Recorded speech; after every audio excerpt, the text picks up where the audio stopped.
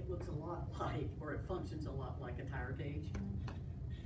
Okay, and as the pressure goes up, you see how much pressure there is. Now, we're looking at something that is a little more than the consistency of Jell-O, very thick Jell-O, inside a very enclosed, not smooth space. Okay, so as the pressure goes up, I'm getting more and more brain damage because I have nowhere to go. Okay, you may see some really nasty things like it coming out ears and nose and stuff like that. But when they herniate out, it's the stage after this, after the decerebrate, and the pressure is just so much that it's coming out through the foramen magnum. Okay, and they are not going to make it. Is there a video? Is there a video? Of someone, no. I don't have anyone of anybody passing away. That's as close as I can. Is that right there? This can be as bad as, I've had patients who the only thing that was touching on the bed was the back of their head and their heels. And you could crawl under them. Would this person be conscious at all? How do you define that? He did not respond to fans.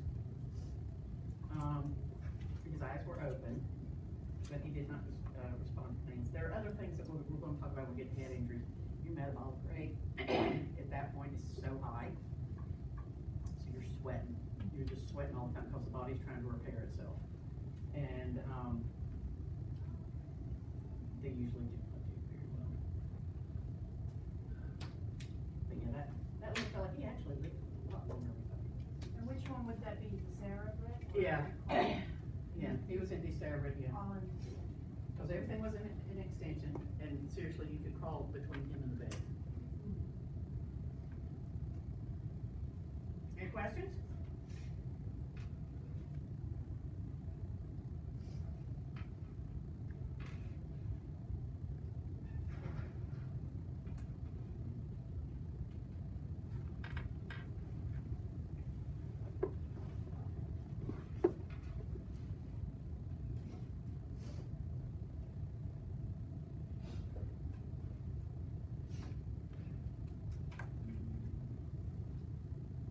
We've talked a little bit about these before. Yes? Yes. Okay. I need to make sure that these things are working again. Sometimes they will and sometimes they won't. Okay? Any type of neuro stuff, you know, for example, people that have had strokes, okay, they may have been perfectly fine, perfectly typical, if you will, prior to this incident. Okay, after they have had this incident, depending on where it is, depending on how large the insult is, and where it is located, you may see they could be sitting there in their chair, and you're asking them, okay, I want you to sit still for me, line yourself up. Okay. Do you recognize that you're falling? Am I? Okay. So this protective extension may not be there. Think about that, guys.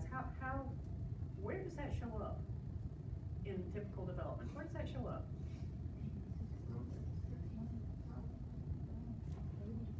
Yeah, it's usually around somewhere a little before 6 months. Why? Okay? This ain't there right now, or something's blocking the pathway. It's still there, but it's being blocked, right? Or depending on where, again, depending on where the insult is. Riding reactions, those are much higher level than we think, right?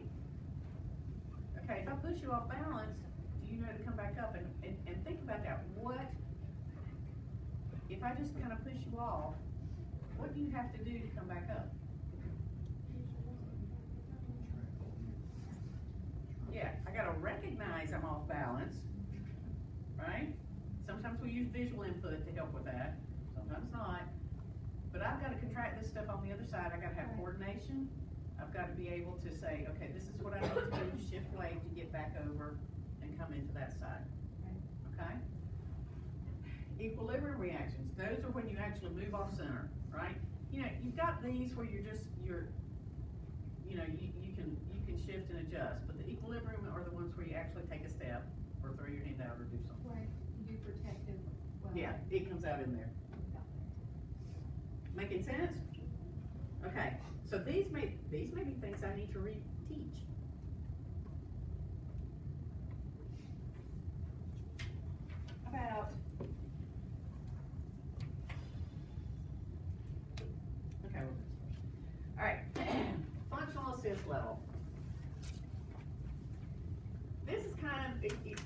if you remember back to your soap note thing, you remember I said that the person had, in their dominant side, they were able to use their hand as a stabilizer. That's what I'm talking about. Okay? So in order to do that, I may need to take this hand and lay it on the piece of paper to help stabilize. Okay, it sounds horrible. It's a weight. That's right. Okay? All right, so my next would be a minimal active assist. I may be able to take that hand now and at least hold on just enough to keep it from moving. Okay, not a whole lot of active stuff going on, but a little, maybe hold the coffee cup still while I'm stirring the sugar in. Okay?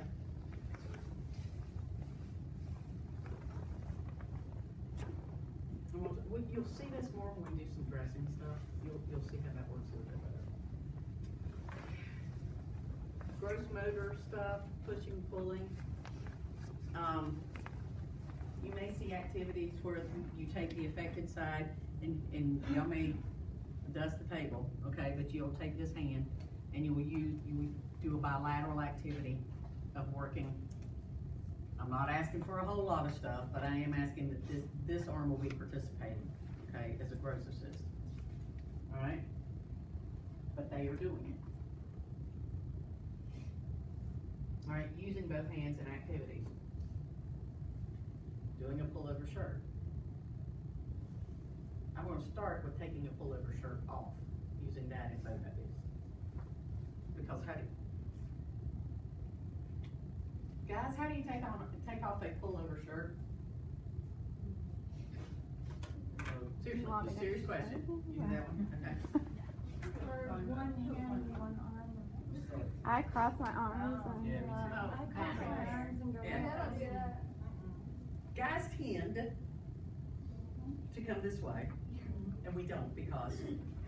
Thank you, miss the hair, right? Oh, yeah. Okay, but I Is can, it? I pulling can do this it for you. overhead, okay, is using both upper extremities.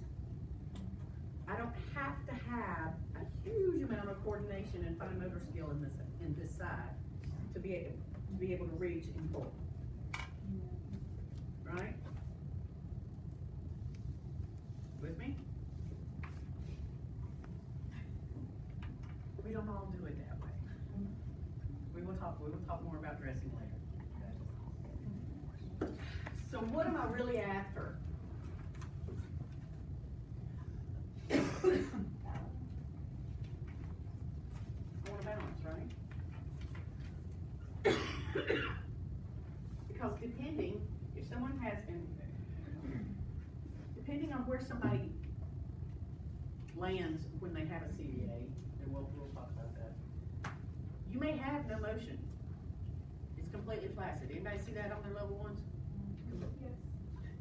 How heavy is that little sucker? It's a lot heavier than you think it is, isn't it? So, in a typical sized arm, okay, you're working against gravity again, which is 9.8 something pounds. Okay, your arm typically is about 9 pounds, 9 to 10 pounds. Okay, so you're already that's 20 pounds. That's okay. 20 pounds unopposed. Gravity's still pulling. What do you gotta be careful of? Subluxing. Because what's holding the humerus onto the skeleton? Muscles and ligaments, right? And if they're not innervated, all I've got is gravity pulling unopposed. Okay, and you'll end up having some subluxation, which we'll talk more about that here in a minute, but that's because there is no tone. It is unopposed, right? So I want to start getting tone back, and we're going to be talking about that. What are some things we can do? But I don't want too much tone, because that's what can happen as well. Or your patient may come in and they may already be here. Okay, you can go anywhere on this continuum, therefore, and we'll get ready to talk about that. It'll be anywhere along here. Okay, what am I gonna do with this? Okay, because this really isn't functional right now. What can I do with it? So I'm gonna work on balance. If they're high tone, I wanna bring it down. If they're low tone, I wanna bring it up. Because I want a balance between the agonist and the antagonist. Yes? Okay. So if they're low tone, doing things like weight bearing and proprioceptive input will help increase tone. If they're high toned, okay, I'm gonna wanna inhibit the agonist and facilitate the antagonist. We'll get there. I may cast it, do serial casting on it, and we'll talk about why that works.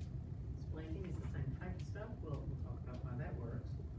And if it's really, really bad and nothing seems to work, we may do a peripheral nerve block. Okay? In fact, you see some of this on kids with CP, sometimes they'll do Botox blocks in their, they used to call them, and I'm sure they don't do this anymore, we used to do dorsal rhizotomies where they would go in and actually burn the nerves on the, coming out of the spinal cord so that they can form. But they're using Botox now and it works very well, okay? But you're doing the same thing, it's a peripheral nerve block. And then we're gonna use things like these other facilitators, inhibitor things that we'll be Why would talking you use about. cold if it increases flow? That's all the heat and the Yeah, east and the straight pitch, that's all, but I don't think they use cold. it would depend, It was very, yeah.